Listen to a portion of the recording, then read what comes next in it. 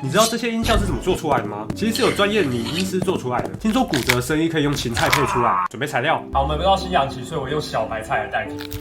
好痛哦！不过现在没有这么多道具，你也可以做出这些超现实或不常见的音效，比如气功功、气体、镭射光、水龙卷等。今天来介绍 Filmora 的新功能 AI 音效。你可以在剪辑的过程当中直接打开 AI 音效的视窗，输入对音效的描述，用英文输入效果会更好哦。生成音效直接套用，而且它也会给你多个结果，超方便。好，来打一下这个镭射的英文哦 ，laser， 直接产生看看。好，它会给你3个结果哦，听一下。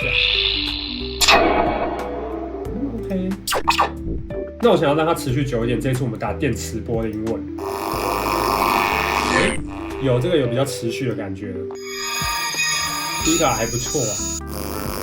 好，那这次我们试试看水龙卷 Water Sport，OK， 听一下哈，有一个水声的感觉了，这个感觉比较像冲水。第一个好像还行，我再配一下那个狂风暴雨的音效，那我这边打飓风的英文。